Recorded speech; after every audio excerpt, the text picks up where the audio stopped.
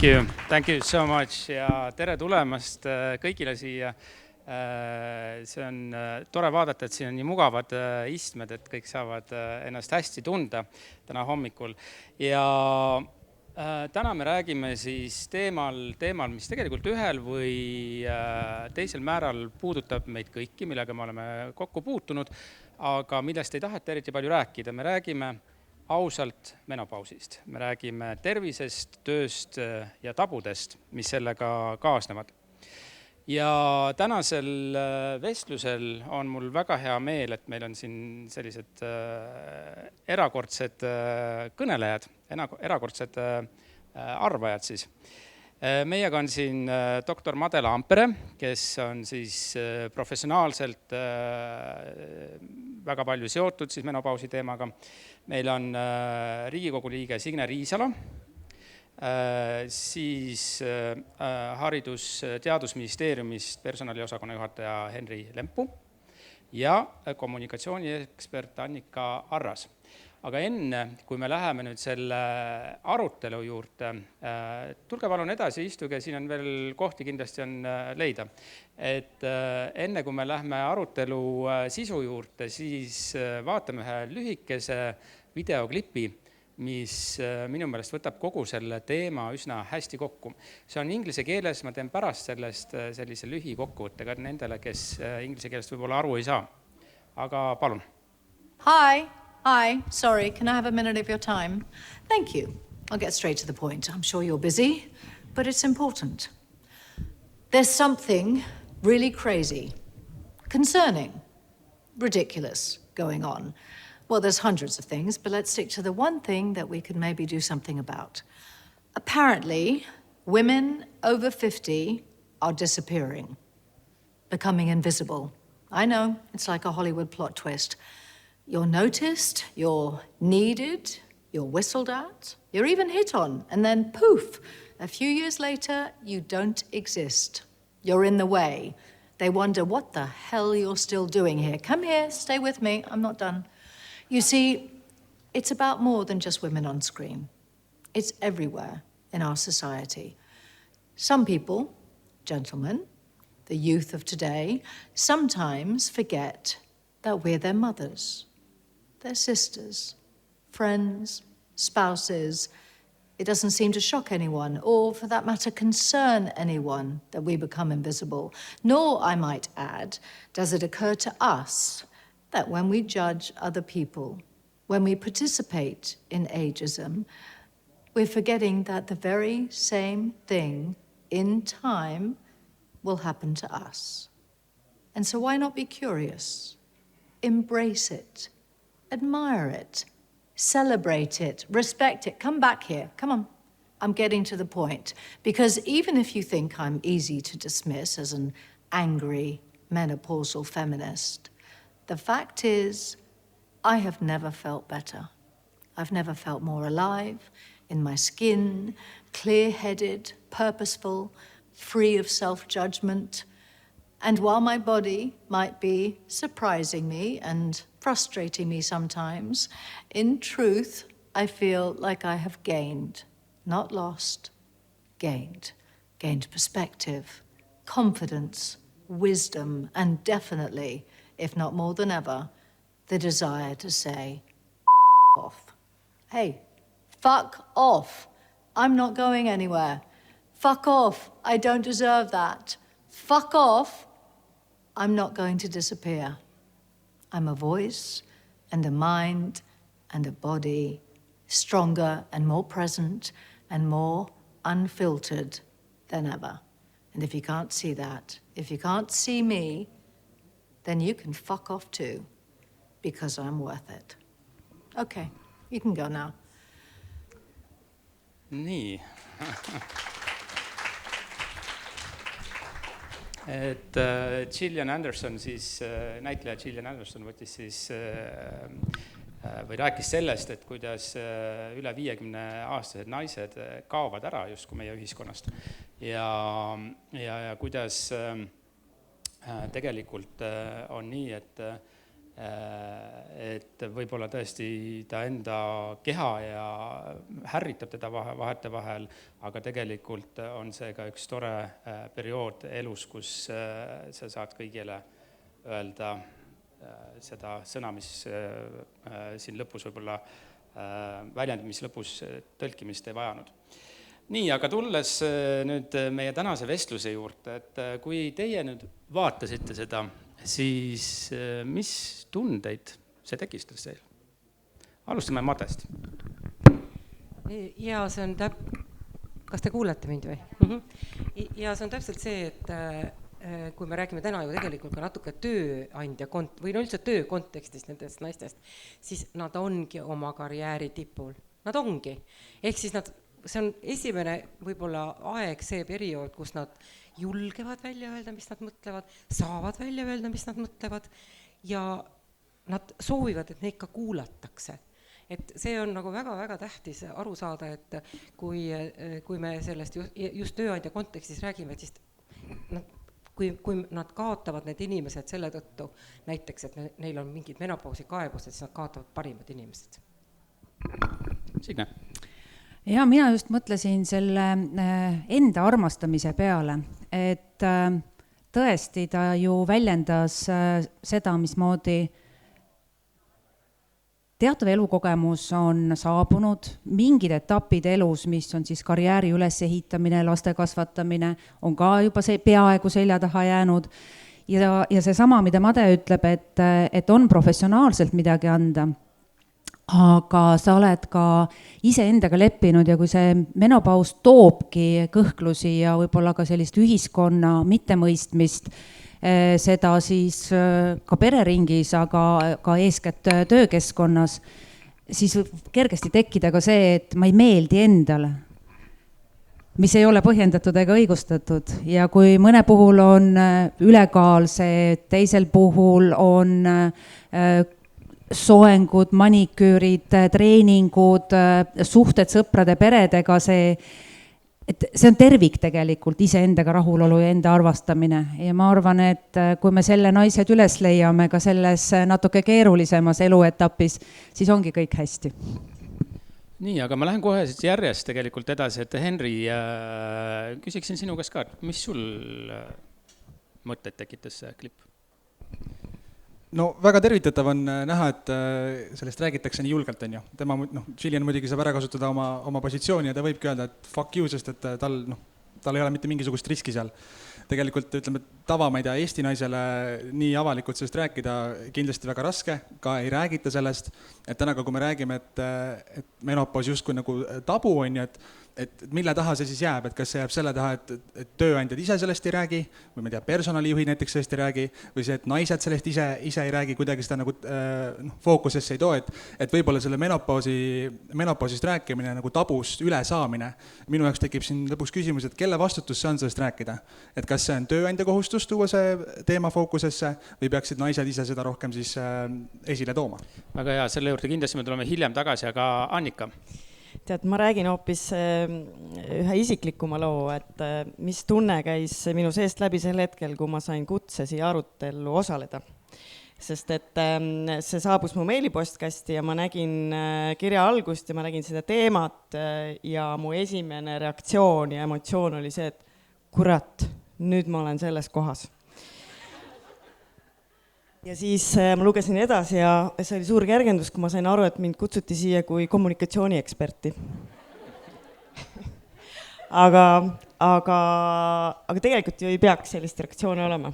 Et võib-olla see minu suhteliselt, ma arvan, et inimlik reaktsioon tollel hetkel peegeldabki seda, kus probleem meil on. Et tegelikult on normaalne vananeda ja ühel päeval me saamegi kõik 50. Ja me peaksime sinna jõudma, et kellelgi ei tekiks ehmatust, kui keegi ütleb sõna menopaus. Aga Annika, ma jätkaks kohe sinuga, et mis sa arvad, et miks see teema üldse on veel Eestis tabu? Mis selle põhjus võiks olla? Minu arust meil on päris palju tabuteemasid, et siin võib terve nimekirja tuua, aga ma arvan, et sovjetiaegne taak on üks. Sest et sel ajal me ju ei rääkinud väga paljudest asjadest, mis tundusid natuke, me seksist ka ei rääkinud ja siis näiteks abieluvõrdsusest või sellistest teemadest, need on kõik tabuteemad ja ma arvan, et kõik sellised isiklikumad ja mis väljuvad sellisest, et kõik on kogu aeg ühtemoodi ja korras, see on meile kuidagi sisse kirjutatud, et me ei räägi sellest. Aga ma mõtlesin, et ühe asja ma tahaks kohe alguses ära öelda, sest et me räägime 1,5 tundi järjest siin naistest ja menopausist, aga ma lugesin kokku, koos laval olijatega on siin 10 meest. Et eksisteerib ka selline asi nagu andropaus. See väljendub erinevalt kui naistel on meeste puhul, aga ka mehed läbivad seda. Nii et te ei tunneks ennast siis, et teid ei peeta ka silmas või olulistele. Et selle osa on siin kindlasti, Madel on kohe sellised mõned lisamõtted, et ma olen ka sellest meesteartidega loomulikult rääkinud, et siin on väga palju erinevad vaated, aga Made, ma annaksin kohe sulle siis sõna üle, et kõigepealt, miks sinu meelest on see teema siis menopausist rääkimine Eestis veel endiselt tabuteema ja võib-olla sa avaksid siis ka natukene seda poolt, et andropausiga seonduvat? Mina arvan, et menopaus ei ole ainult Eestis tabuteema, see on üle maailma nii. Et kõikides naise tervise ja bioloogiliste vajadustega seotud asjadest ongi hakatud rääkima alles väga hiljuti. Et kui ammu me näiteks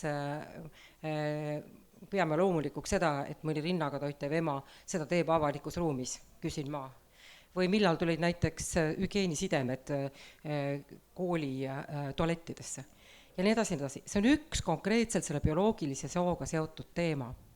Ja need, ütleme, kui me võtame meditsiini ajalugu, siis ma võin öelda seda, et naise tervise aspektid on olnud meditsiini ajaloos, see on tohutu andmelõhe kuni siiamaani, sest et ka seal on tegelikult uuritud peamiselt ikkagi meestega seotud probleeme.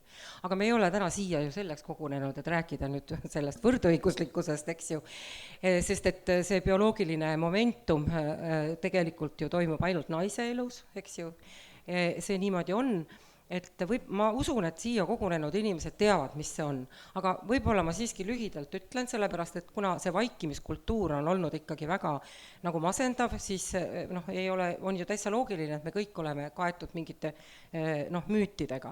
Et kui me bioloogilises mõttes räägime sellest asjast nagu menopaus, siis see tähendab, võib-olla piltlikult öeldes kõige lihtsam on mõista seda, et see on umbes tagurpidi puberteet. Tagurpidi puberteet. Üks erinevus on muidugi, et puberteet haarab mõlemat sugu, menopaus ei haara mehi. Sellist asja nagu andropaus pole olemas. Ja ma kohe sellest räägin, aga ja mida see tähendab? See tähendab siis bioloogilises mõttes seda, et munasarjad, kus valmivad siis munarakud, siis lõpetab nii-öelda programmeeritult oma talitluse. Nii et see lõpeb sellega, et laps enam ei saada, selle väliseks väljenduseks on menstruatsioonide lõppemine, aga seal nendes samades siis foliiklites, mis siis tõesti kaovad ja nagu ma ütlesin, see on programmeeritud sündmus, mistõttu see menopaus on universaalne, kõik naised kogevad seda, absoluutselt kõik. Nendes samades foliiklites toodetakse ka naissuguhormooni östrogeeni. Ja on vale arvata, et see on seotud ainult laste saamisega. Tegelikult östrogeen annab naisele viljakas eas väga palju eeliseid tervise mõttes. Näiteks kas või südame-veresoonkonna haigused tekivad naistel umbes 8 aastat hiljem kui meestel ja selles kõiges me võime süüdistada või ütleme tänu öelda just nimelt sellele samale östrogeenile, aga on ka palju muid funktsioone, mida see östrogen omab. Nii et tegelikult see menopausi hetk ei ole siis mitte see, et me kaotame lastesaamisvõime, vaid tegelikult see tähendab seda, et kaob ära see östrogeeni kaitse toime kogu naise tervisele. Ja seda nimetatakse küll pehmelt ja kenasti ülemineku eaks, aga tegelikult see võib mõne naise elus olla päris selline elumuutev etapp. Mõnedele naistele see võib ka kergendus olla, näiteks nendele, kellel on mingisugused haigused, menstruatsiooniga seotud valud või midagi sellist, eks ju. Ja mõned inimesed ei tunne tõesti nagu mitte midagi ja võib-olla kõik see tööteema ei ole ka nende teema ja saad sa lõpuks olla sina ise, eks ole, nagu sinagi ütlesid, Signe, aga et paljud asjad on möödas, aga tegelikkuses see kõigil niimoodi kahjuks ei lähe. Ja kui me mõtleme nüüd sellele, kui vähe me sellest teame. Et noh, näiteks kui ma nimetasin enne, et see on tagurpidi puberteed, aga puberteedist siiski räägitakse. Et mõnes kultuuriruumis on isegi sellised initsiatsiooniriitused, mida ma muidugi õigeks ei pea, aga ikkagi sellest räägitakse, siis menopausist üldse mitte. Ja kui see naine jõuab sellesse perioodi ja tema on see, kes hakkab kogema kõiki neid võimalikke muutusi, ma ei tea, kas me jõuame nendest rääkida ka või mitte, ma praegu ei räägi siis, aga muidu läheb minu jutt liiga pikaks, aga kui ta hakkab kogema neid muutusi ja ta ei tea tegelikult, millega need seotud on, siis see võib olla väga hirmutav. See võib olla väga hirmutav, et kui võtta näiteks kas või selline asi nagu ajuudu, et noh, ma arvan, et te kõik teate, mis see on, et inimesed lähevad ühte ruumi ja äkki mõtlevad, miks ma siia tulin. Või alustavad mingit juttu, mingit loengut näiteks, mida nad on aastaid pidanud ja neil ei tule meelde enam mingisugune mõiste, kellegi nimi ja nii edasi. Kõikidega meiega juhtub, muide seda igas vanuses. Lähed otsima autovõtmeid, ei mäleta enam, kus sa need panid. Et see võib tunduda väga hirmutav, kui sa tegelikult kardad, et seal taga võib olla võib-olla algav dementsus ja sa ei tea, et see on tingitud tegelikult nendest hormonaalsetest muutustest ja see on mööduv ja see ei ennusta tegelikult sinu dementsust. Nii et see vaikuse kultuur on tegelikult see, mis meie inimesi ütleme, hirmutab. Aga andropausi siiski, andropausi pole olemas, sellepärast, et sellist programmeeritud sugurakkude vananemist või puudulikkust meestel ei esine. Mehed toodavad sugurakke kuni elu lõpuni. Osadel on selline haigus tõesti olemas nagu hüpogonadism, kus tõesti sugurakud hävivad, aga ka naistel on olemas see, et sugurakud hävivad mitte sobivas eas. Nii et andropausi olemas ei ole ja selliseid muutusi mehed sellisel moel üle ei ela. Jah, et ma liiguksin nüüd Signe sinu juurde, et tegelikult me juba siin natukene avasime seda, aga et milleks tuleks avalikkuses rääkida üldse sellest teemast rohkem? Miks me peaksime rääkima menopausist? Miks me koguneme siia ja peame sellest nüüd rääkima? No vastupidiselt Annika sinule, mind küll ei üllatanud see kutse, sest ma olen tegelikult sellel teemal ka korra varem rääkinud ja seda siis, kui see suurepärane infomaterjal välja tuli tänu siis voliniku kantseleile, aga eeskätt ekspertidele, üks minu kõrval, kes selle materjali kokku panid. Ja Made tegelikult juba ka ütles, et kui ma seda siis esimest korda lugesin ja mitte sellisest ilusast raamatust, vaid faili arvutist, siis ma ikka üllatusin igal hetkel, et see teadmatus, menopaus, selline sõna, loomulikult me kõik teame, jah, soe külm ka enamasti kõik teavad, aga tegelikult kui sinna sisse minna, on seal ikkagi nagu palju sellist, mida oleks võinud teada, mis oleks andnud võib-olla rohkem südamerahu, mis võib-olla oleks minusugusele ülbikule andnud ka selle võimaluse, et pöördunud tööandja poole, et olge hea, mul on sellist ja sellist kohandust vaja. Jah, me peame rääkima sellepärast, et ise naistena aru saada, mis meiega toimub, et me ootaksime juba seda, mis toimuma hakkab, ennast valmis panna selleks, et meie pere saaks sellest aru. Mul oli tütrega eile just vestlus, kuidas ta ka mulle nähvas, et ma kohati olen täiesti võimatu. Eks ma käisin talle välja, et no võt, iga on selline, mis teha. Et tore on, et saab 18-aastasega ka sellistel teemadel rääkida, mis on ka teatav ettevalmistus. Aga olulisem on täpselt see, mis on tööandjaga seotud. Mu eelmises töökohas on kinnised ruumid, kinnised aknad, mis lahti ei käi, ühesugune kliimaseade, mistrat või midagi muud taolist põrandal, sure või ära sinna mingitel hetkedel. Lihtsalt võimatu, eks ole. Mul oli muidugi õnne olla ministri positsioonil ja ministri kabinetis, kas teate, oli eraldi konditsioneer, sai muuta temperatuuri. Nii et mõned kolleegid siin muigavad, aga osad käisid minu kabinetis siis pleedide ja kampsunitega.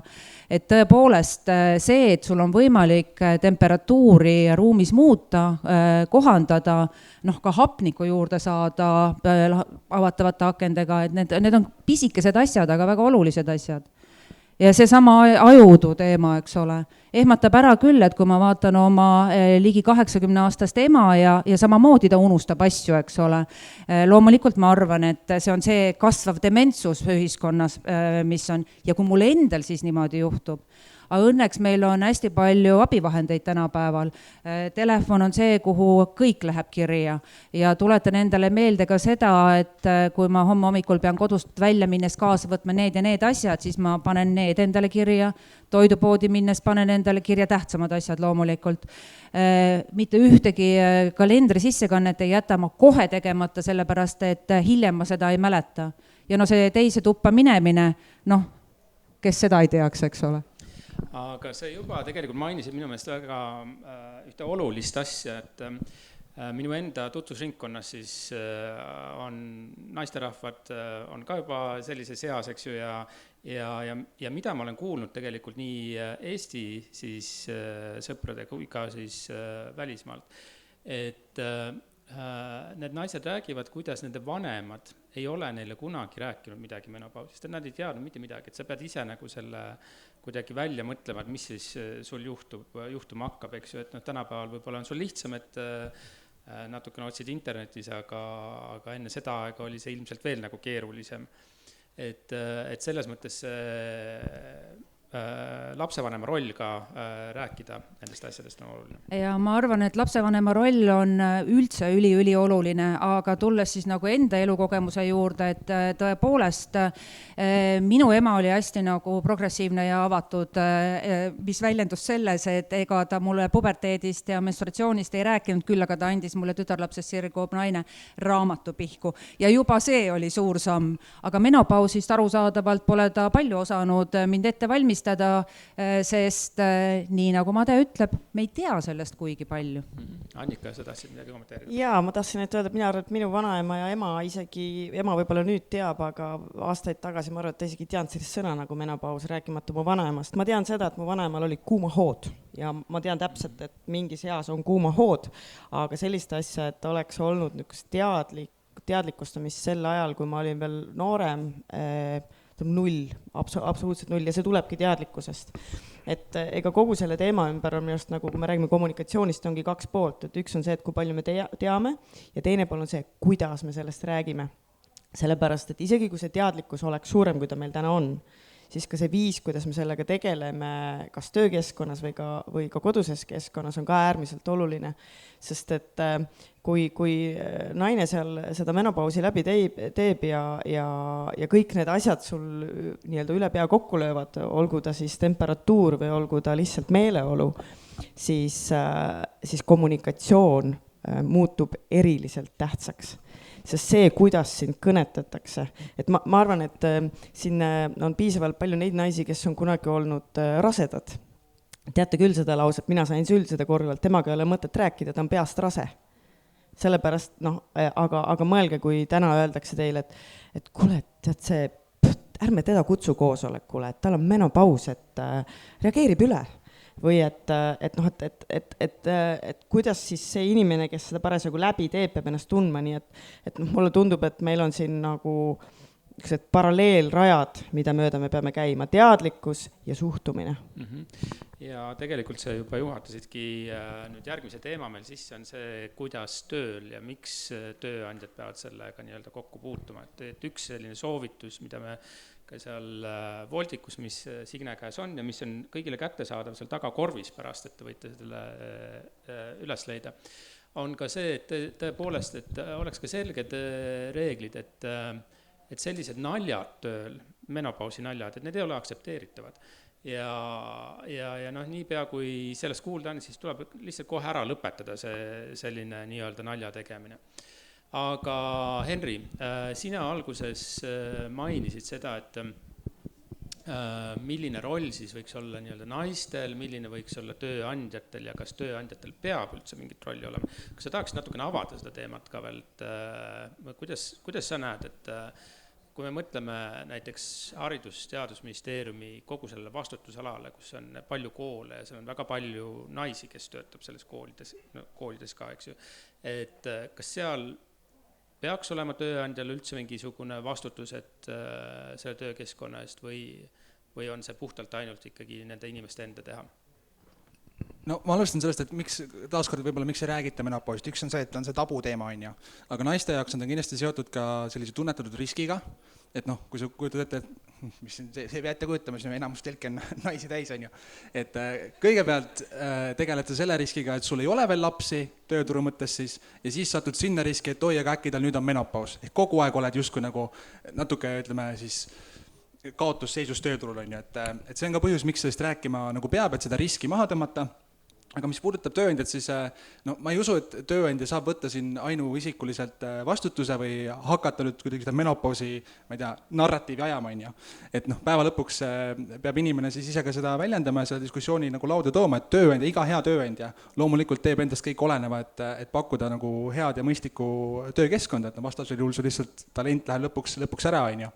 Ja kui me räägime Eesti haridusest, siis noh, Eesti haridust ilmestabki, ütleme, siis täna 40-50-ndate vahepeal olev kõrgelt haritud naine, ehk siis tegelikult just sinna menopausi nagu ikka suundumas.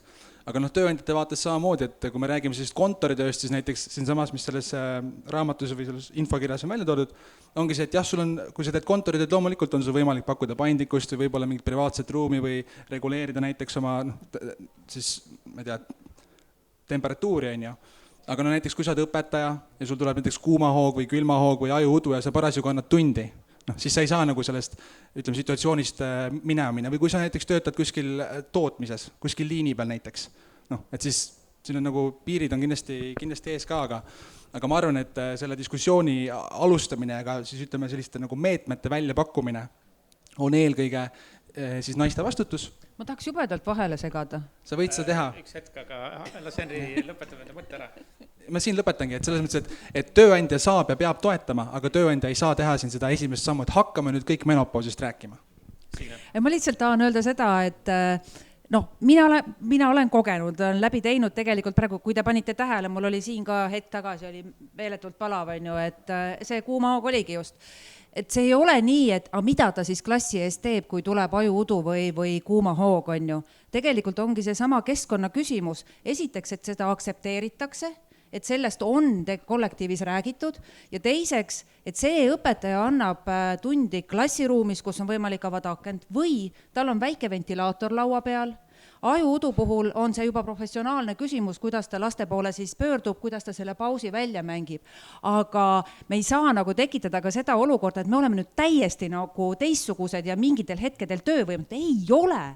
Me oleme nagu tegelikult tohutult professionaalsed, igaüks oma erialal ja oma valdkonnas ja sellest kõigest on väljapääs väikeste kohandustega. See on tegelikult see, mida me taga ajame ja minu meelest see sinu näide õpetajate koha pealt näitabki seda, et me teame vähe.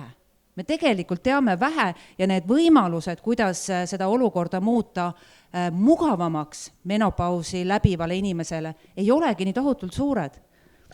Aga kui me selle teavikuga välja tulime, see oli siis, see oli märtsikuus või millal me avaldasime selle, et pärast seda ma kuulsin või õigemini esitati selline küsimus veebikeskkonnas ka, et aga miks üldse volinik räägib sellest teemast, et kas see ei too nagu sellist negatiivset tähelepanu just naistele, et näitab jälle naisi problemaatilisena tööturul. Made, mis sina arvad selle kohta? Kõigepealt ma tahaks tohutult siiski ütelda seda, et tänapäeval on olemas ravi peale kõikide muude asjade väga ohutu, väga lihtne, väga loogiline, et sellel heitlikul perioodil, kus nad tõesti hormoonid väga palju kõiguvad ja tekitavad neid kaebusi, lihtsalt neid asendada. Täpselt sellisena, nagu see oli siis, kui see munasari talitas normaalselt. Selle ravi riske on aastaid ülehinnatud ja kasusid alahinnatud, mis tõttu tegelikult naised on jäänud abita väga pikka aega ja meditsiiniringkondades on see praegu väga kuum teema, et hormoonasendusravi tuua jälle tagasi lauale ja rääkida nendest kasudest, mida see võib tegelikult anda. Aga see asi on, ma ütlen, see algab ka sellest, eks ju, et inimesed ei tea, mis neil viga on, et kui nagu praegu siin Henri ütles, et kõik naised peavad nüüd kõik ise teadma ja ütlema ja vot siis me teeme. Aga kui nad ei tea ja kui sellest ei ole räägitud, näiteks ma ei tea seda, et see minu ajuudu ei ole minu mingi individuaalne probleem, vaid et see on tegelikult universaalne selle perioodi üks sümptomeid ja see möödub. Kui ma ei tea seda, et see kuumahoog tegelikult on ravitav näiteks, eks ju, ja nii edasi, ja see ei puuduta ainult mind, sellest lihtsalt ei räägita ju, sest see vaikus on kõrvulukustav, see on kõrvulukustav. Koolis ei räägita mitte midagi menopausist, bioloogiatunnides pole sellist teemat. Ometigi see on tegelikult asi, mis on ju tabab kõiki naisi. Nii et asi on selles, et me ei saa praegu rääkida sellest, et jalgutrampida ja ütelda, et naised, te peate nüüd ise oma õigustes seisma. Naised on tööturul nagu nii, kõigepealt pange 20% palka, see, mis on see palgalõhe, lahendage see küsimus kõigepealt ära, palun, on ju. Ja siis teine asi on ka see, et naised niikuinii hindavad ennast tööturul kehvemalt kui mehed. Et Eurostati andmetel kõikides vanusrühmades kuni 60 eluaastani hindavad naised ennast kehvemalt kui oma šansse tööturul, oma šansse. Ja see langeb perimenopausi perioodil oluliselt, see langeb oluliselt. Nii et tegelikult see abi on ju olemas ja et seda kindlasti kõike ei pea kannatama, aga mina selles mõttes haarasin ka seda sama Signe initsiatiivi, et ütelda, et naised ei ole selle, et see ei ole ainult nagu naiste süü, aga sinu küsimuse ma unustasin vist kogu selle jutuga üldse ära. See küsimus oli nagu, tegelikult ma tulen selle juurde, ma küsin selle uuesti, aga ma näen, et Henri tahab ka siin vastata. Ja kommenteerin seda, et miks ma võib-olla ka ütlen siin konkreetselt välja nii nagu ekstreemselt, et naised peavad sellest rääkima, sest et see puudutab naisi ja ainult teie saate tegelikult tuua selle diskussiooni siis lauale. Et ma olen sinuga nõus, naised ongi selles mõttes tööturul alamakstud kindlasti, meil on endiselt palgalõhe, ja mis puudutab võib-olla ka nagu tööle kandideerimist, siis statistika näitab, et kui kandidaat vaatab justkui nõuded, mis on rollile antud, siis naised kandideerivad siis, kui nad vastavad 100% nõuetele ja mehed kandideerivad siis, kui nad vastavad 60% nõuetele. Ehk siis naised ise ka nagu välistavad endast nendest rollidest ja see on ka põhjus, miks ma selle välja ütlen, et siis jah, võib-olla terve Eesti hakka menopausist rääkima, aga siin telgis on vähemalt 50 naist, kes võiksid minna erinevatesse Eesti otsadesse ja alustada diskussiooni. Nii, aga Annika, see sama küsimus tegelikult, mis ma küsisin ennem Made käest, et kas sellest teemast rääkides, kas me ei tee sellega karuteenet naistele, et neid hakatakse rohkem nägema jällegi kui probleemi? No nii kaua, kui pea peidetakse jaanalinnu kombel liiva alla, nii kaua probleemid ju ei lahene. Et see on olenemata eluvaldkonnast ja teemast. Muidugi tuleb rääkida. Tuleb rääkida ja tuleb võib-olla esimeses otsas rääkida just nendega, kes saavad kõige rohkem muutust mõjutada. Ehk et siin on kindlasti suur roll Madel ja kõikidel teistel arstidel, kes päriselt professionaalselt ja teaduspõhiselt oskavad seda selgitada, aga samaväärselt Signe kui eeskuju, kes ise seda läbiteinuna julgeb sellest rääkida. Ja mida rohkem ongi neid naisi, kes seda teemat ise avavad, kas siis läbi oma professionaalsete oskuse või läbi isikliku kogemuse, ma arvan, et seda rohkem see teadlikkus suureneb. Aga nüüd, kui naised räägivad ainult naiste asjadest, mis on üsna tavaline, ja vaatan publiku sekka ja ütlen jälle, et siin on enamus naised, eks, siis minu kogemus Eestis on selline, et, ja see ei ole muidugi ainult Eesti teema, nõus, see on laiemalt maailmas ka, et kui on arutelu naised juhtimises, menopaus, menstruatsioon, eriti selle alguses, vaevused naistel, naiste enesekehtestamine tööturul, kõik sellised asjad, siis naised kuulavad naisi. Ja me oleme mingis mõttes lõksus. Mul ei ole veel seda retsepti, kuidas me sellest lõksust välja tuleme, et tegelikult me kõik koos, mehed ja naised, räägiksime sellest teemast. Ja menopaus on üks nendest teemadest, kus ma arvan, et me, jah, nagu sa ütlesid, naised peavad selle teema ise tõstma, aga kuidas oleks nii, et kui me järgmine aasta Arvamusfestivalil sellest teemast räägime, siis pool sellest hulgast inimestest siin diivanitel oleksid mehed ja me koos räägiksime. Ja ka mehed arvaksid kaasa, siis ma näen, et meil hakkab muutus tulema. Enne ma sellesse kahjuks ei usu. See on väga selline tore idee või soov, et olles töötanud soolise võrdõiguslikkusega 20 aastat, eks ju, siis ma ütleks, et siin on praegu isegi väga palju mehi meil. Et tavaliselt need saalid on ikkagi pea üle 90% naisi täis. Ja seal võib tõesti ju argumenteerida, et noh, aga see ju huvitab naisi rohkem või see, keda see puudutab, see sinna tuleb, eks ju, sellistele üritustele, aga noh, see võtmeküsimus on tõesti see, et see ei ole ju ainult lõppkokkuvõttes naiste teema, vaid see on oluline meestel täpselt samamoodi aru saada enda kas partneritest, enda töökaaslastest, ma ei tea, enda vanematest, eks ju, et mõista seda tausta. Ja tõesti sealt võib siis see muutus ka alguse saata. Signe? Tahtsin lihtsalt korraks vahele öelda, et tööandjad peaksid ka aru saama, kui oluline roll on naistel tööturul. Et Made valgustas meid, eks ole, sellega, et me haigestume tõenäoliselt teatud haigustesse hiljem just nimelt tänu sellele östrogeenile. Aga kui me vaatame nagu tööturgu Eestis, siis seda iseloomustab naiste ülikõrge tööhõive ja seda iseloomustab pensioniikka jõudnud inimeste ülikõrge tööhõive ja pensionieas on tööhõives enamasti naised, mis tegelikult ju näitab seda, et vananeva ühiskonna puhul tööandjatele ainukene nii-öelda päästerõngas on see, et ka sellesse ikka jõudnud naisi tööturul hoida ja luua keskkonda, mis aitab neil seal püsida. Ma tahtsin lisada siia, väga nõus Signega, aga ma tahtsin lisada siia juurde veel selle, et kui me räägime, et kuidas me siis seda olukorda lahendame, et oleks suurem teadlikkus ja siis lisaks eeskujudele ja teadlikkuse kasvatamisele, ma arvan, et me peame minema nende juurde, kes on veel välja kujunemata ehk meie lapsed. Ja me peame minema haridusse.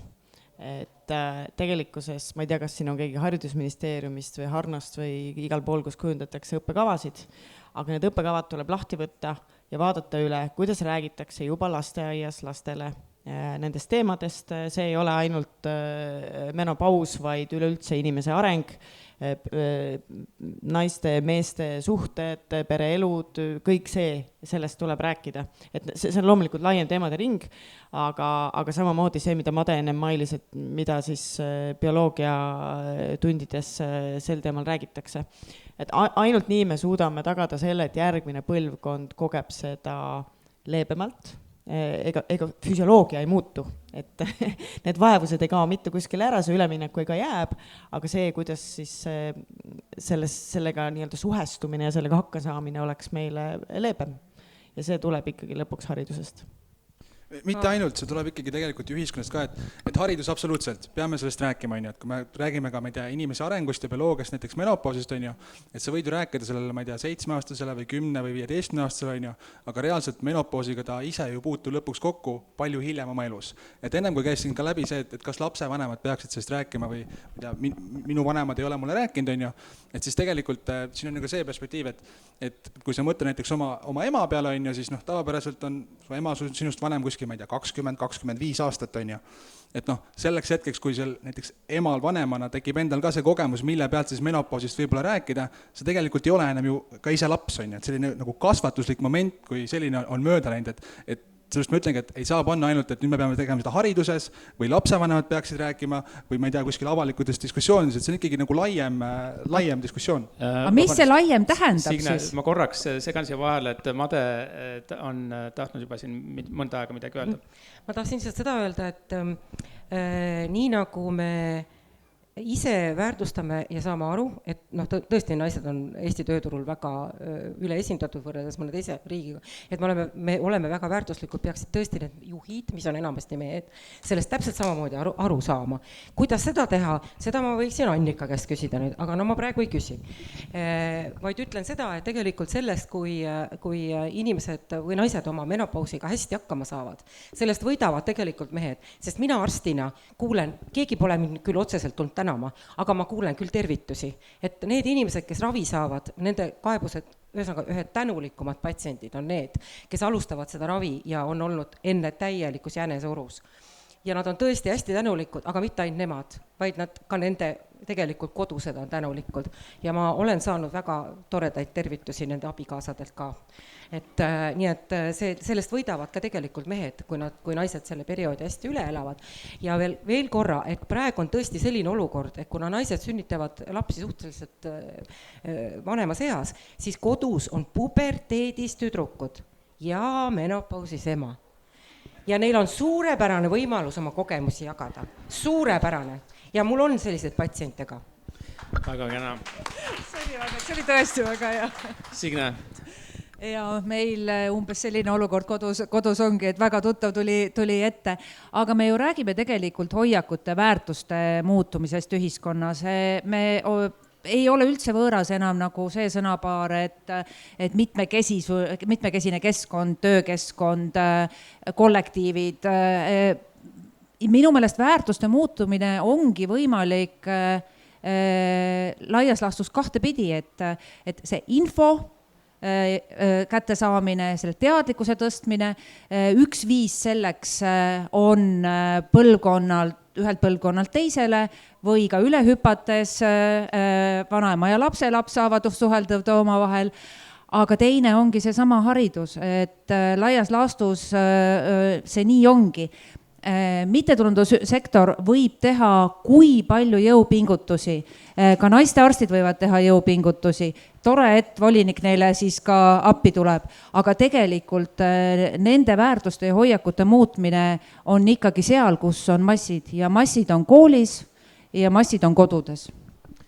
Nii, aga ennem kui me selle vestlusega edasi läheme, et siis ma kõigile annan veel ka teada, et teil on võimalus esitada küsimusi. Mõelge neid küsimusi juba enda peas, ma loodan, et olete julged ja siin on nii palju huvitavaid väiteid juba kõlanud, et võite ka lihtsalt kommenteerida midagi.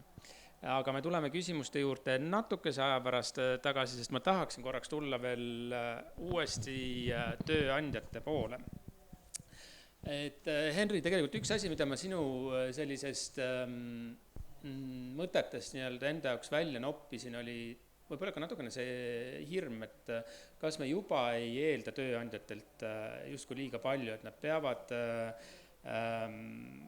peavad arvestama siis, ma ei tea, kuidas vaimset tervist toetada, milline peaks olema töö ja eraelu tasakaal, ja erivajadustega arvestamist, tervislike harjumuste soovitamist ja nii edasi, et tegelikult see loetelu on juba päris pikk, millele peab siis tööandja mõtlema.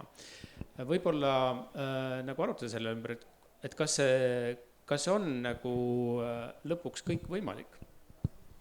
Ei usu, et kõik võimalik on see, ka kui me täna menopausist räägime, et siis kaks küsimust ongi, et mida tööandja võiks teha versus mida tööandja siis peaks tegema. Et kuidagi me oleme, vahet pole, kas me räägime menopausist või me räägime vaimsest tervisest või me räägime töö ja eraelu tasakaalust, rõhutan, et iga endast lugupidav tööandja loob töötajatele hea keskkonna. Aga tööandja ei saa võtta Eesti Vabariigis ka sotsiaalhoolekande rolli. Ei saa võtta, ma saan aru, et see kõlab selles mõttes nagu ekstreemselt, aga me ei saa panna ka tööandjatele kohustusi lahendada inimeste, ma ei tea, eraelulisi probleeme, meditsiinilisi probleeme, näiteks olukorras, kus ütleme, et tuleks keegi rääkima menopausist, absoluutselt. Kui sa oled ise sellega huvitatud tegelemast, toetan sind täpselt nii, kuidas saan, vahet pole, kas need on siis paindlikud tingimused, mis iganes seal siis abimeetmed olema saavad, aga ma ei saa neid probleeme sinust ära lahendada. Aga ma küsiks, miks selles mõttes, et mina enda töös puutub ka kokku palju tööandjatega, ma tegelikult näen seda poolt, et jah, tõepoolest mulle tundub, et meil hakkab nagu sellises avalikus diskussioonis tekkima nagu selline arusaam nendest väga headest tööandjatest, kes mõtlevad enda töötajate peale, aga suur osa tööandjatest ei ole sellised. Ei olegi. Ja. Nii, tööandja tahab sõna. Jah, palun. Aitäh. Nii, ma nagu nõustun ühe elemendiga, mis sa just ütlesid, et tõepoolest minu vastutus ei ole oma töötajate probleeme lõpuni ära lahendada. Sellega ma olen nõus. Ja kõik muu, ma väga palju nõus ei ole. Et tööandja loob keskkonna, kus inimesed tunnevad ennast hoituna ja tunnevad, et neid kuulatakse ja kui neil on mure, siis seda aidatakse lahendada. kui minu töötajal on palav, siis ma pean sellega tegelema. Kui minu töötajal on külm, siis ma viin talle fliisi. Ja me oleme läbi aastate, vähemasti Miltonis oma ettevõttes, me oleme proovinud kõiki neid asju lahendada. Samal ajal ma tunnistan, meil päriselt on ka probleem, mille nimi on üldventilatsioon, mida me ei saa reguleerida, aga teatud ruumides jällegi saame. Aga ma ei taha niivõrd detaili minna kui sellesse, vaid tööandja kohustus ja vastutus on tegelikkuses võtta ette kogu spekter, mis puudutab inimesi, sest et üldiselt ega sul seda äri ei ole, kui sul need inimesed ennast hästi ei tunne, mis tõttu ma ütleks nii, et lõpuks läheb inimene koju ja ta tegeleb oma probleemiga ise, aga kui ta tunneb, et tema töö juures teda ei kuulata või temast ei hoolita, no siis on midagi väga valesti. Nii et siin on neid teemasid on veel, eks ole, et president Kaljulaidi fond näiteks tegeleb, eks ole, vägivalla ennetusega ja tegelikult võiksime ju ka nii mõelda, et aga miks mind kui tööandjat peaks üldse huvitama, kas keegi saab kodus peksa või mitte, eks. No ma nüüd provotseerin. Aga tegelikult ju võiks huvitada sellepärast, et ta tuleb tööle ja sellest sõltub otseselt ka tema töövõimekus ja võib ka väga pragmaatiliselt ja kapitalistlikult öelda tootlikkus. Ja menopaus on täpselt samasugune teema. Ja see ei ole ainult see, me võime rääkida siin ka ATH-st, me võime rääkida ka menstruatsiooni esimeste päevade valudest, mis osadel naistel on lihtsalt nii karmid, et nad ei ole võimelised mitte midagi teha. Ja minu valik tööandjana, kas ma annan neile lisatervisepäeva või mitte. Ja ma arvan, et seda tuleb teha.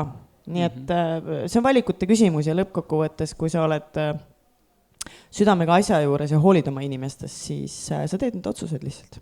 Ja ma lihtsalt lisan siia, et mida ma ka mõtlen selle keskkonnal, ma olen sinuga täiesti nõus, et kui sa räägid töökeskkonnast, siis mida tööandja saabki teha, on see, et ta siis kas räägib nendest teemadest, normaliseerib või paneb paika mingisuguse keskkonna või kanalid näiteks, kus sa siis ütled, et ma ei tea, mul on vaja mingit lisatuge või et räägime siin tervisest või et ma ei tea, menopausist, neurodivergentsusest, vananemisest, mis iganes. Et need valikud saab tööandja absoluutselt teha, tekitada selle keskkonna, normaliseerida, ühesõnaga toetada, on ju. Aga päris iga inimese individuaalsesse kaasusesse, olgu see siis ATH, menopaus, vananemine, ma ei tea, lähedase surm, mis iganes, et sealt individuaalsel tasemele sa ei saa lõpuks minna. No ma siiski pean ütlema, et tead sa mis või? Sul ei ole tööandjana valikut. Ma olen tegelenud inimeste isiklike probleemidega väga palju. Terve personalitöö on selline. Ja ma ei saa neile öelda, et mine ukse taha ja tegele ise. Sul lihtsalt ei ole varianti, sest et ma teoorias olen sinuga nõus, praktikas see tegelikult ei toimi ja sa pead tegelema. Signe, sinul on... Ja loomulikult ma olen täiesti nõus sellega, et tööandja, kas tema siis ise juht või tema personaliinimesed peavad ka üksikute inimeste probleemidega tegelema. Aga kui me räägime keskkonna loomisest, mis on toetav kõikidele töötajatele, sõltumata nende võimalikest ajutistest või pidevatest tervisehädadest, siis see ei ole üksikisiku probleemi lahendamine. Ja see ei ole nii, et see menopausis vaevlev naine, kes on jõudnud 50. eluaastasse, peab minema tööandja juurde ja rääkima piinlikku, ebamugavust tekitavat, võib-olla ta isegi ei saa aru, millest tal need vaegused on, sest meil on see teadlikkus madal muret. See on tegelikult tööandja ülesanne ennetada seda, eriti haridusvaldkonnas, kus on koolitäis õpetajaid, kes on enamasti naised ja kes on kahetsusväärselt ka eakad. Et see ei ole nagu see küsimus, kus me läheme või ootame tööandjana, et inimene tuleb rääkima oma muret. Mitte ükski 50. eluaastasse jõudnud naine ei lähe tööandja juurde rääkima, et tal on ajuudu ja et ta unustab ära vahepeal, ma ei tea, nimesid, kuupäevi või veel mingeid asju. Sellist asja ei juhtu. See keskkond, ma pole veel lõpetanud, see keskkond tuleb tööandja poolt luua. Ja tegelikult minnes laiemaks, et me ei räägi ju ainult menopausis, see sama mitmekesisus. Meil on ettevõtetes tööl inimesed, kes on erinevas vanuses, kellel on erinevad hoolduskoormuse ülesanded, on need siis lapsed, puudega inimesed või eakad vanemad. Me räägime erivajadustega inimestest, me räägime samasoolistest paaridest, me räägime nagu väga erinevatest eripäradest, mis kõik on väärtuslikud ja kõik peavad olema nagu töökeskkonnas samamoodi tunnustatud ja aktsepteeritud. Ei pea minema loosungeid üles riputama, aga iga inimene peab ennast hästi tundma ja kui nagu siin alustati, et on näpuga näitamist või väljaütlemisi, siis see on see, mida tööandja oma keskkonda luues ei saa tolereerida. Ja kui siis on mõni nii julge töötaja, kes tuleb ütlema juhile, et vaat mul siuke lugu, et menopaus ja aeg-ajalt on selline lugu, et no vaata, mitte ei tule meelde, et pidin tööle tulema või midagi muud taolist. Sorry. Kuule, väga... Et siis tuleb sellega tegeleda. See on hea, et sa lõpuks naljaga ikkagi pinge maha võtsid, et muidu sa oleksid kinnitanud stereotüüpi praegu. Ei ole üldse pingeline, tegelikult on ju täiesti okei. Ja ma olen sinuga suures osas ju ka nõus, et tulebki tegeleda keskkonnaga, kanalitega, toetusmehhanismidega, aga ei saa eeldada näiteks, kujutame ette, et see siin on üks ettevõte. Siin on väga palju naisi, ka ilmselt neid, kes on juba menopausi läbinud, kes on seal lävel, kellel on see veel ees. Ei saa tööandjat eeldada, et ma lähen nüüd iga naise juurde individuaalselt ja küsin, kuule, kuidas ta selle menopausiga on? Et selles mõttes... Sa nüüd lihtsustad asja selliseks, et see päriselt nii toimub. Lihtsustan absoluutselt lihtsustan ja võib-olla kaldun ka natukene ekstreemsustesse, on ju. Aga mitmekesisuse huvides, kui me räägime ka näiteks töökeskkonnas menopausist, me peame arvestama ka sellega, et kindlasti on nagu osa naisi, kes võib-olla ei tahagi sellest rääkida. Jah. Ja ta ei peagi sellest rääkima, aga enne kui me nüüd võtame küsimused saalist, siis veel Made viimane kommentaar. Ja selle diskussiooni peale ma lihtsalt näen ju igasuguseid patsiente ja selliseid, kes on juhuslikult ka ministri positsioonis olnud, selliseid julgeid, ongi kindlasti väga vähe või nagu sa ütlesid enda kohta korraks ülbik. Seetõttu me ei saa ju eeldada seda, et iga inimene tuleb oma asjast kuidagi kurtma ja selle märksõna on see, et menopaus tuleb normaliseerida. See tuleb normaliseerida, see on normaalne asi ja see, kes ei taha sellest rääkida, ei pea sellest rääkima ja kes tahab. Menopaus on tegelikult ikkagi ka teatud tervisega seotud probleem ja need on väga delikaatsed andmed ja tööandjal pole ka õigust üldse nende kohta midagi küsida. Ja ma arvan, et seda teab iga tööandja, eks ju, aga lihtsalt kui ta on ikkagi selline marginaalne asi, teadlikkus on väike, see ei ole reis, mida kõik ootavad ja enda reisikogemusi räägivad ja lõpuks pärale jõuavad, siis tuleb sellega lihtsalt arvestada. Ja arutelu on nii hea, et ma tahaks neid e-maile veel saada, mis sisaldab see sõna menopaus. Aga lihtsalt tahtsin repliigi korras lõpuks öelda, et muidugi see ei ole niimoodi, et hoogtöö korras hakkame kõik menopausist rääkima, aga need inimesed, kes otse juhivad organisatsioonides inimesi, nende teadlikkus peab olema seal, et reeglina siuksed vestlused peetakse 1-1 ja kui sa näed, kui sa tunned oma inimesi oma organisatsiooni, saad aru, et neil on midagi on valesti. Ja sellistes usalduslikes vestlustes on võimalik jõuda siis probleemi tuumani ja kui see on selgunud, siis reeglina neid ka väga privaatselt lahendatakse, et ei ole nii, et ma olen tiimi koosolekul olen teada, tere, meil on siin 3 menopausist naist, me nüüd hakkame teistmoodi käituma. Et seda me ei tee, aga just nimelt, need on need kohad, kus sa paratamatult tegeled personaalselt ühe konkreetse inimese mure lahendamisega ja sa ei pääse sellest ära. Nii, väga kena ja mis on nüüd töökeskkonna juurde veel, siis juhin taas kord tähelepanu sellele, ma ütleks võib-olla sellisele esimesele eestikeelsele brošüürile, mis tööandjad natukene peaks aitama sellel teemal, et kuidas siis luua sellist töökeskkonda, mis arvestab ülemineku ja menopausis olevaid inimesi. Aga enne kui me teiega edasi läheme, pöördun kuulajate poole. Kas võib-olla on siit mõni oluline kommentaar vaja öelda, mõni oluline mõte?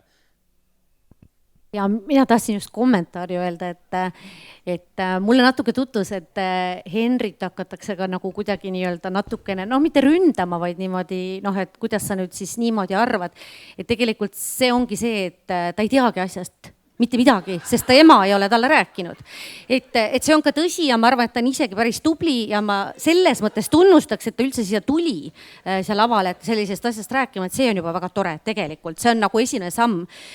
Ja teine kommentaar, mis mulle oli lihtsalt, mida ma julgeksin soovitada, võib-olla te teate, võib-olla saab koostööd teha, on üks tore uus podcast Rokkidest 100, mis ka väga palju räägib julgelt nendel teemadel, et alguses, kui ma kuulsin selle podcasti pealkirja Rokkidest 100, siis mõtlesin, ma elu sees ei taha rokkida 100, et kõik jamad, mis tulevad selles teises pooles, aga tegelikult nad teevad täitsa toredat tööd ja võiksite kaaluda nendega koostööd. Kena, aitäh. Ennem järgmise kommentaari võtmist lihtsalt paar sõna, et minul on ka väga hea meel, et siin paneelis tegelikult on erinevad arvamused, et see on ka selle mõte. Ja muidu, kui me kõik räägiksime täiesti ühtmoodi, siis võib-olla ei olekski mõtet meil siin istuda ja rääkida. Nii et teile veel kõigile siis suur aitäh. Aga näen ka seal veel kommentaari. Ei, ma ei karda, see ongi arvamusfestivali mõte, me peamegi olema erinevatel arvamustel, et kui ma selles mõttes, et absoluutselt võibki öelda, et ma ei tea sellest mitte midagi ja päeva lõpuks, mida üldse võib naiste kehade kohta arvata tegelikult üks 33-aastane valge mees? Jah, tere kõigile. Aitäh selle arutelu eest. Ma pigem teen sellise kommentaari, et kuna me räägime hästi palju sellest ülemineku east ja 50+, aga tegelikult seal brošüüris on kirjas ka menopaus, mis tekib terviseprobleemide tagajärjel, siis mina ise olen 32-aastane, kes on vähi tagajärjel saanud menopausi endale niimoodi pauhti päeva pealt.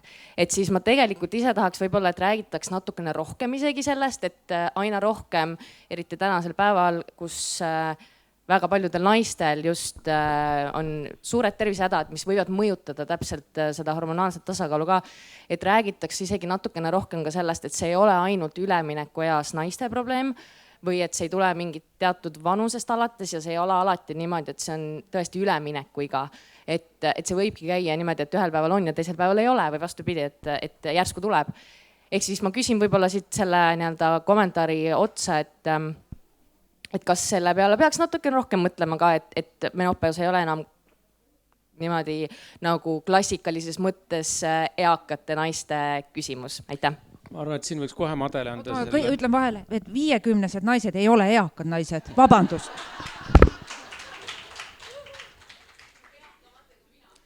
Ja selle peale on väga palju mõeldud. Selle asja nimi on, üks on see jah, kui sa kaotad need munarakud selle tõttu, et sul on kas mingisugune ravi, näiteks vähiravi, eks ju, või tuleb munasarjad eemaldada, näiteks praegu väga palju on suurenenud, kuna me oskame nüüd juba neid patogeenseid geenimutatsioone diagnoosida, mis tõstavad munasarja vähiriski ja paljud naised otsustavad munasarja enneaegselt eemaldada, eks ju. Ja siis on olemas veel selline enamasti teadmata päritoluga haigus nagu enneaegne munasarjade vananemine, mistõttu munasarjad jah, tõesti lõpetavad töö enne 40. eluaastat. Need inimesed peavad kõik saama asendusravi, et nad ei jääks haigeks, kõik need samad kardiovaskulaarsed haigused ja nii edasi. Ja neid juhendeid on tänapäev kaasastatud praegu väga kenasti. See moodustab umbes 3% kõikidest naistest. Nii et kas see on suur arv või väike arv, ma ei oska ütelda, aga need naised peaksid, 10 aastat tagasi nad ei saanud hormoonasendusravi veel. Praegu ma loodan, et ei ole ühtegi sellist noort naist, kes käiks ringi ja ei saaks seda ravi ja oleks ohustatud neist haigustest. Aga ma küll arstina võin kinnitada, et see kontingent on saanud väga palju rohkem tähelepanu kui need teised naised, õnneks. Mis on ka väga oluline muidugi.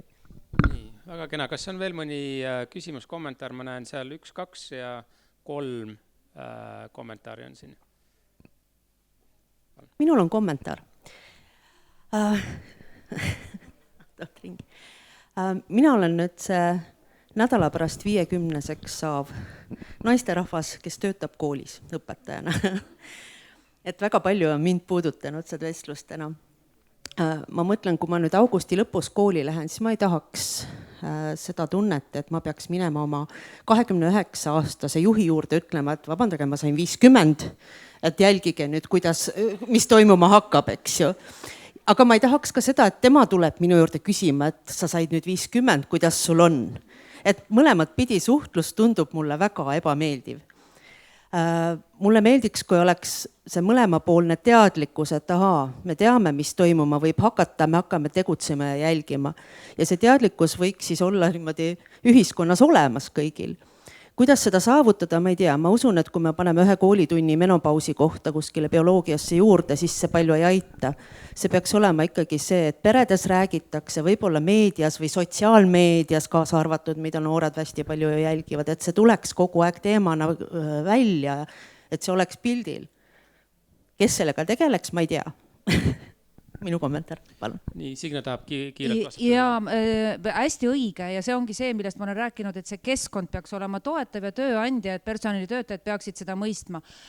Selleks on nendel teadlikkust vaja, mitte menopausist kui sellisest ka seda, eks ole, aga millised on need kohandused nagu tarvilikud.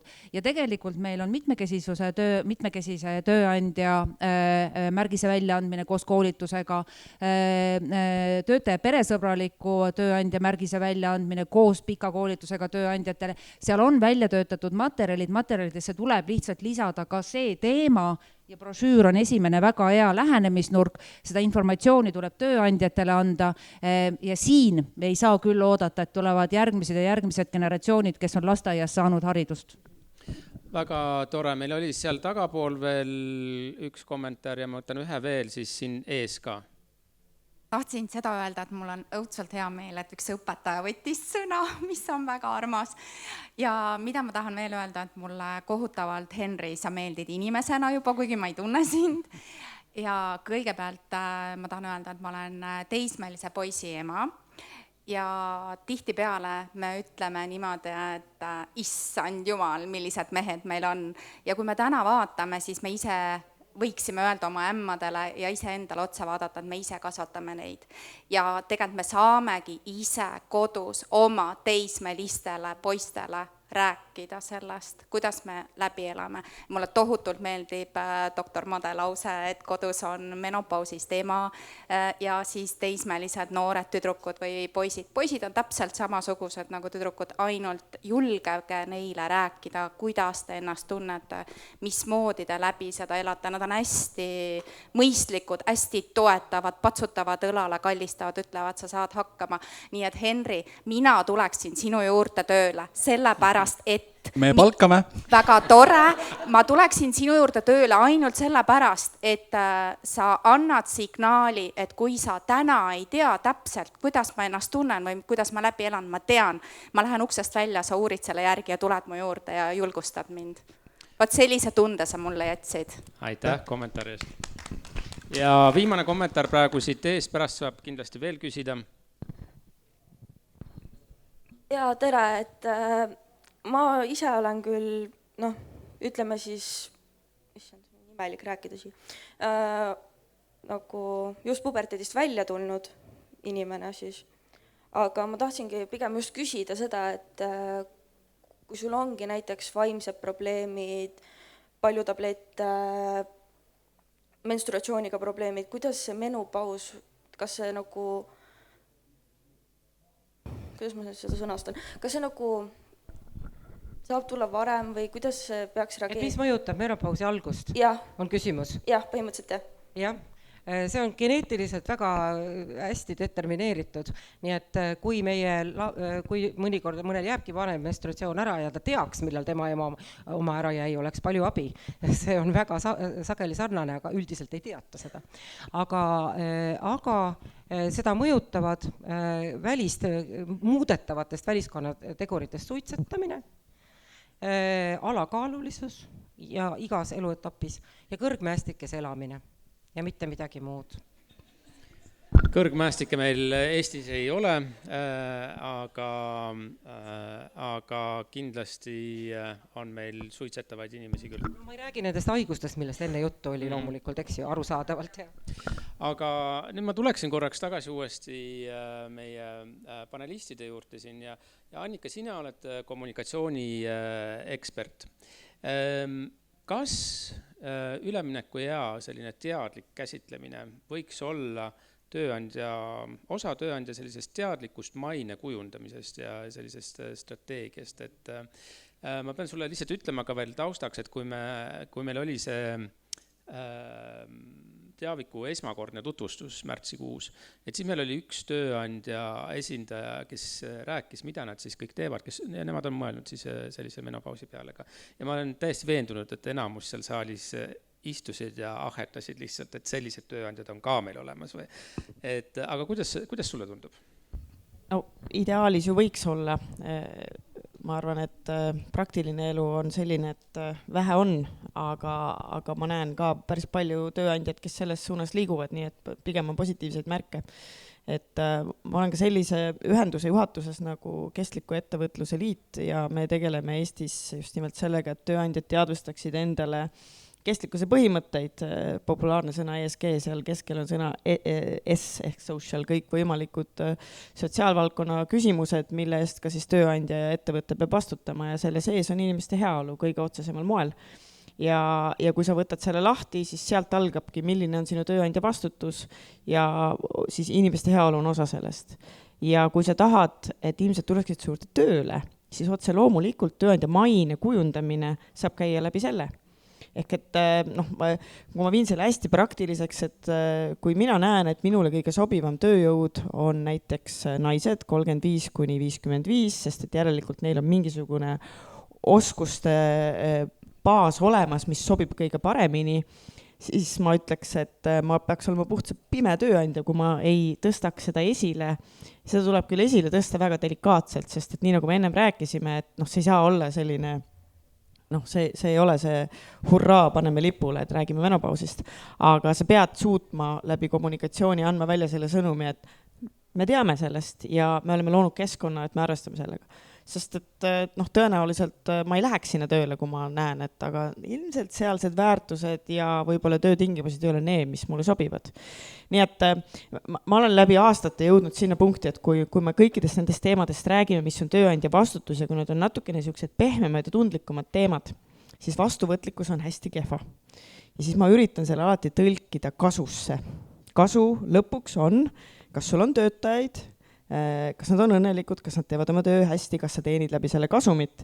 Ja siis, kui ma selle sinna kasumi keelde olen ära tõlkinud, siis tavaliselt saadakse aru, et aga tõepoolest, võib-olla me peame sellega tegelema ja see võib olla osa meie tööandja kuvandist. Nii et lühike vastus on jah, seis selles on arenev, aga kaugeltki mitte selles kohas, kus ta võiks olla.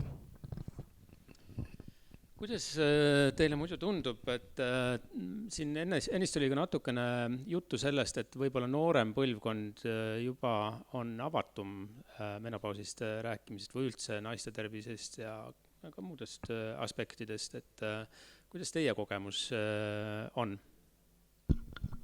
No mina võin ütelda seda, et ma olen ära oodanud, 30 aastat ma olen oodanud, et inimesed tuleks ise vastuvõtule ja küsiksid abi. Ja see aeg on nüüd kätte jõudnud, jumal tänatud, jõudsin ära oodata. Ehk see tähendab siis seda, et praegu kui oli siin küll enne 50 on eakas, on ju, ja oli parandus, et ei ole, eks ju, aga sisuliselt nad tulevad ka ju oma noorusest, eks ju. Nii et see muutus on tegelikult väga suur. See muutus on väga-väga suur. Nooremad naised ei taha enam kannatada menstruatsioonivalude käes, eks ju. See ei ole enam midagi sellist, et see on naiseks olemise osa või et kannatused kuidagi õilistavad või et see on nii alati olnud. Nad selliseid narratiive ei järgita enam, et inimesed soovivad tõesti elada ikkagi paremini. Ja ma olen alati ütelnud nendele tüdrukutele ka, et kuulge, kas teile tehakse koolis alla hindlus selle tõttu, et sul on valulik menstratsioon sellel päeval? Võrreldes poistega näiteks või teiste tüdrukutega, kellel ei ole. Ei tehta. See tähendab seda, et ei ole vaja kannatada ja see ei õilista mitte kedagi. Menopausing on tegelikult täpselt sama lugu. Nii et kindlasti on nii nagu ma tööandjategi puhul usun, ma väga usun, et seal mingi muutus tekib, sest mul on väga raske aru saada, et tööandjad ainult sõna kasum peale läheb roheline tuli põlema, muidu on kogu aeg punane ja see, et kui töötajal on hea, et see kuidagi nagu ei seostu otseselt, eks ju, selle kasumiga, mul on see nagu nii raske on ju sellest aru saada, aga lühike vastus jälle sellele, et kas noored on avatumad, siis me kõik ju teame, et on, aga siin on väike oht selle konservatiivse manosfääri pealetungil küll, et ma ei ütle, ma ei ole nagu täiesti nagu, kuidas ma ütlen, sinisilmne selles küsimuses ka mitte. Nii meil oli Henri, siis Signe ja Annika. Ja üks asi mind võib-olla häirib selle menopausi diskussiooni juures ja Annika, sa saad siis kommenteerida, aga ma arvan, et üks asi, mida me saaks teha on see, et lõpetame ära sellise väljendi kasutamise nagu üleminek kuskile või nagu ülemineku faas, et kuhu sa siis üle lähed, et kui siin ennem kõlas ka, et 50 on väga noor, on ju, et tegelikult selleks, et menopausi normaliseerida, siis me saame ka aru, et see on lihtsalt üks faas naiste elust, on ju, ta võib olla su 40-ndates, 50-ndates, 60-ndates, aga kui sa sealt läbi tuled, su elu ei saa ju läbi. Noh, selles mõttes, et kui me räägime sellest kui üleminekust kuskile tundmatusse, kuskile jõuad kohale, et minu arust see kuidagi nagu süvendab seda narratiivi, et su väärtus nüüd ongi nagu justkui vähenenud, et räägime menopausist nii, nagu ta on, osa vananemisprotsessist või ütleme eluprotsessist, aga lõpetame selle ülemineku kasutamise ära. Ütlen, see tõesti nende sõnade konnotatiivne tähendus on meie peas ju ja selle üle vaieldakse igal pool, kuidas neid asju nimetada. Ja kui ma ütlen, et nimetame seda perimenopausiks näiteks, kui ma ütlen näiteks nii, kas see, noh, siin, ma ei ütle siin võib-olla, aga sellest ei pruugi jälle mõned inimesed siis on ju aru saada. Aga ma olen sellega täpselt nõus, et see on nagu üleminek mingisse tundmatusse asja, aga tegelikult on see lihtsalt üks elu, noh, lihtsalt üks selline elufaas, aga ta võib olla lihtsalt väga erinev sellest, mida inimesed võib-olla ootasid, eks ju. Signe, Annika. No eks siin on vaata ka rahva seas levinud väljendeid, mida on siis hakatud kasutama ja nende tähenduse üle või filosofeerida, aga noored, ma ei tea, ma ei ole näinud uuringuid, mis kinnitaksid või lükkaksid ümber neid väiteid, et kas noored räägivad, pöörduvad arstide poole, on avatumad teemades, mis puudutavad siis viljatust, menstruatsiooni algusi, vaegusi ja siis hiljem ka seda menopausi teemat. Küll aga on statistiliselt uuringutega tõestatud, et kõik, mis puudutab vaimse tervise teenuste avatust nende otsimisele, vastuvõtmisele, psühholoogide poole pöördumisele, on oluliselt kõrgem nooremates vanusegruppides, mis on üdini positiivne ja tegelikult ju näitab seda, et need tabud, mis meil on ka nõukogude aja taagast jäänud, et ega ma loll ei ole, ega ma hull ei ole, et ma psühholoogi juurde lähen, et need asjad on noorte seas kadunud. Aga muret teeb mulle see, et me teame, et noored otsivad hästi palju informatsiooni internetist ja Made on tegelikult seda varasemalt ka öelnud, et menopausi kohta on lihtsalt väga vähe eestikeelset informatsiooni, aga ka rahvusvahelist kirjandust vist liiga palju ei ole kättesaadavat lihtsalt. Ja see tekitab nagu küll muret, et isegi kui nad siis on avatud, tahavad pöörduda, tahavad otsida, et siis tegelikult nad leiavad vähe. Nii et veel kord aitäh selle voldiku eest. Annika. Ja ma proovin, et siin mõned mõtted kokku võtta just kommunikatsiooni vaatest, et sõnad on hästi olulised. See, kuidas me ennast väljendame, kas me väljendame ennast täpselt, aga alati on vastuvõtja ja me ei saa eeldada, et see, kuidas meie selle sõna välja ütleme, jõuab vastuvõtjale täpselt samamoodi kohale, sest tema taustsüsteem, elukogemus on erinev. See, kuidas kodus on teemad käsitletud või milline tema isiklik kogemus sellega on. Nii et selles osas ma väga jagan seda vaadet, et mõnele see üleminek, eks ole, et mõjub väga kummastavalt või võib-olla natuke nagu süvendab mingisugust nagu hirmuelementi seal, aga teiselt poolt on inimesi, kes mõistavad lihtsalt seda teemat läbi selle, nii et ma arvan, et siin me lõplikult ühele lehele ei jõua kunagi. Aga mis on oluline igasuguste ühiskondlike muutuste puhul esiteks aduda, on see, et pikaaegne protsess. Muutus ei tule üleöö. Ja teine asi on see, et selleks, et viia probleemi olemus kohale, ega ennem keegi meist muutuma ei hakka, kui me ei saa aru, et meil probleem on. Et muidu on ju kõik hästi, eks ole, et tihtipeale ülekaal jõuab ka kohale siis, kui võib-olla on juba natuke hilja ja kõik muud teemad. Ja seetõttu ma jõuan nüüd tagasi sinna, mis sa Made ennem ütlesid, et sa ei saa aru, et mis seal tööandjatel käib ainult kasumi keeles, siis ma olen läbi aastate lihtsalt jõudnud sinna punkti, et ma pean kõnetama neid inimesi selles keeles ja terminites, mida nemad mõistavad, et viia probleem kohale. Nii et ma mingis mõttes ma nimetaks seda positiivseks manipulatsiooniks, et ma teadlikult valin selle kasu loo selleks, et viia oluline probleem kohale tööandjateni. Ja kui see meetod aitab neil lõpuks asjast aru saada ja nad on probleemi tunnistanud, siis ma arvan, et sealt edasi algab ka see, et võib-olla nad ühel hetkel mõtlevadki erinevalt ja kasutavad ka erinevaid sõnu. Nii et see on kõik väga keeruline, aga teeme edasi. Aga kuna meil aeg hakkab siin juba peale pressima ja ma lubasin veel, et ma võtan paar kommentaari, siis kiirelt ma näen seal ühte kätt.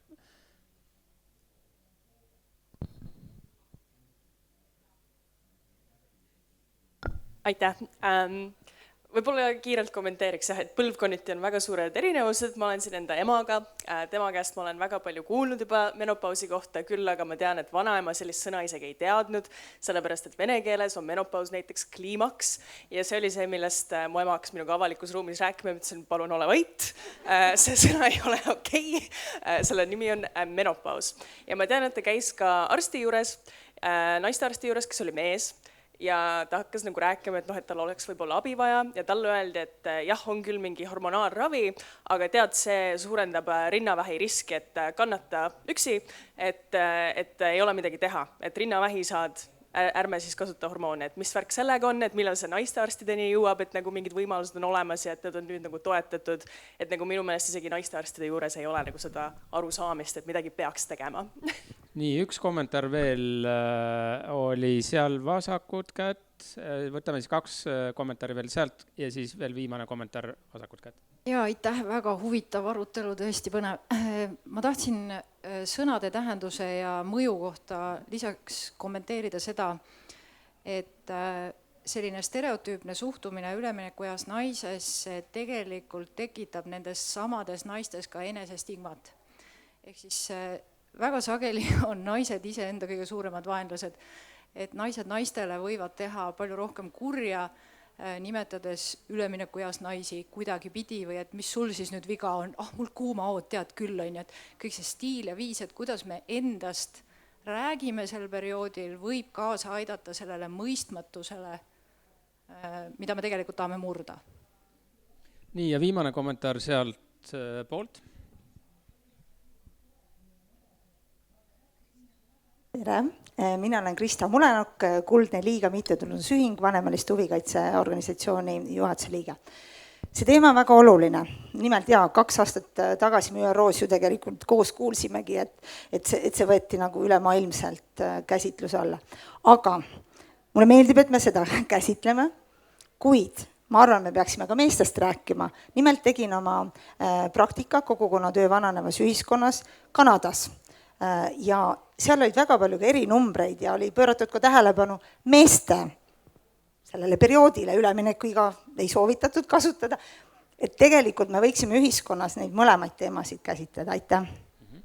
Aitäh kommentaari eest, et me ennist natukene sellest juba rääkisime ka, et me praegu selle juurde tagasi tuleks, aga hormonaalravi juurde just nimelt, et Made, võib-olla on sul selles osas kiire kommentaar? Ja ma olen sellega tegelikult nõus, kus see inimene on, kes sellest rääkis. Ja ma olen sellega tegelikult nõus, et ka meditsiiniringkondades on olnud väga palju väärarusaamu. Meil ei ole siin praegu hakata aega rääkima, ilmus üks uuring, mille tulemusi väga valesti interpreteeriti. Aga seda kõike on hakatud ümber vaatama. Nii et praegu üliaktiivselt tegelikult teadusringkondades igal pool maailmas tehakse uusi juhendeid ja see tõesti vähendas hormoonasendusravi kasutamist väga drastiliselt ja suurendas näiteks naiste luumurdude luumurde jälle olulisel määral, aga see hakkab kõik muutuma, aga need asjad ei tule ka siin üleöö, et praegu Eestis on selline olukord, kui keegi tahab saada abi tõesti, siis tegelikult on tõesti väga väike hulk arste, kes on informeeritud sellest probleemist. Kahjuks see nii on, aga ma püüan endast anda kõik, olles ülikooli õppejõud, eks ju, et see paraneks võimalikult kiiresti. Nii, aitäh, aga nüüd veel viimased mõtted tahan teilt kätte saada, et hästi-hästi lühidalt, mis on see suur mõte, mida te siit tänasest vestlusest kaasa võtate või mis on see konkreetne tegu, mis te teete nüüd veel suve jooksul, et me saaksime rohkem ja vabamalt rääkida menopausist? Annika. Küsisid nüüd nii keerulise küsimuse, et suve jooksul, aga just hakkas vihma sadama, nii et suvi võib-olla sai läbi. Aga ma mõtlen, et üks on see, et kui on võimalus sellest rääkida, siis tuleb rääkida. Ja mulle väga meeldis see remark sealt publiku seast, ma enam ei mäleta, kes ütles, et me teinekord teeme ka iseendale liiga sellega, et olles 10+ aastat olnud paljudele naistele mentoriks ja koolitajaks erinevates eluvaldkondades ja seda üle maailma, siis see on üks päris probleem, mis meil on, et me kipume olema iseenda suhtes palju kriitilisemad kui kõik teised. Ja siis me ka seda väljendame naiste suhtes ja ma arvan, et kõik need menopausiga toimuvad teemad on seal sees. Nii et võib-olla pööraks selle lõpu niimoodi ringi ja ütleks, et tegelikult kõik muutused algavad iseenda seest ja iseendaga tuleb ka päris palju tööd teha, aga ümbritsev keskpõund peab olema toetav, nii et me peame iga päev mõlemat vaatama. Mina ise, kuidas ma käitun ja kuidas ma ennast väljendan ja mida ma saan teha selleks, et see ümbritsev muutuks. Väga hästi, aitäh, Henri! No minu jaoks selles mõttes menopausist eraldi isoleeritult ma ei räägiks. Minu jaoks on menopaus lihtsalt osa siis töötaja elutsüklist, täpselt samamoodi nagu vajadustega kohaneme, täpselt nii nagu lapsevanemad saavad lapsi või minnakse õppima või tegeletakse ükskõik mingite teiste vajadustega, et see on lihtsalt üks pusletükk sellel töötaja nagu elutsüklil, mis võib-olla aitab ka seda normaliseerida, et kuidagi nagu mitte panna seda mingit tabu või stigma asja juurde. Aitäh, Signe! Suvel ma soovitan kõigil puhata, püüaks ise ka seda jõudumööda teha, aga ma kannaksin suvel ja edaspidi ka seda hoiakut, et menopaus on okei. Ja kui keegi sooviks sellest rääkida või keegi algatab selle teema, siis just nimelt see sama hoiak, et see on okei, et mida sina tunned, mul on nii olnud, ema rääkis sellise loo, üks kolleeg ütles nii, et võib ka olla, eks ole, lihtsalt normaliseerida, et see ongi see seadusandlus, mis on ju muidu minu töö Riigikogus, sinna ma küll ei tormaks oma sõrmi sisse toppima, mis puudutab menopausi temaatikat. Et see on ikkagi hoiakute küsimus, väärtuste küsimus ja väga ma loodan tervisevaldkonnale, et seda kaasaegset professionaalset abi naised saaksid. Made? Mul on nüüd hästi praktilised asjad. Ma mõtlesin, et missuguse tohutu idee ma toon. Tegelikult on see, et ma olen ka puhkuse ajal tegelenud uue menopausi juhendi väljatöötamisega arstidele. Siis me avame Tartu Ülikooli kliinikumis eraldi perimenopausi vastuvõttu, kuhu saavad inimesed registreerida ja see on natukene nagu ütleme selline laiapõhjalisem kui tavaline naistearsti vastuvõtt. Ja muus asjas ma õpetan ka arstiteaduse üliõpilasi edasi ja katsun siis ka avalikult sõna võtta, et sellised väiksed asjad. Aga aitäh ja aitäh kõigile esinejatele, et paraku need brošüürid sealt on otsa saanud, aga kes soovib neid paberkujul saada, siis on alati võimalus meile voliniku kantseleisse saata e-kiri. Need on olemas ka elektrooniliselt meil kodulehel olemas, nii et sealt on ka kätte saadavad. Voliniku kantseleis me tegelikult ju alustasime selle teemal, kuna me nägime, et sellest räägitakse või menopausist räägitakse töökeskkonnas või töö kontekstis väga vähe või üldse ei räägita. Meie nägime seda ka ikkagi sellise võrdõiguslikkuse küsimusena, et kuidas siis inimestesse, naistesse siis mingisugustel eluetappidel suhtutakse ja kas sellel võivad olla negatiivsed tagajärjed siis teatud kontekstis. Ennetamine on alati tunduvalt odavam ja parem lahendus kui halbade tagajärgedega tegelemine. Nii et seetõttu sai ka see teavik kokku pandud. Aga aitäh kõigile kuulamast ja suur aplaus esinejatele.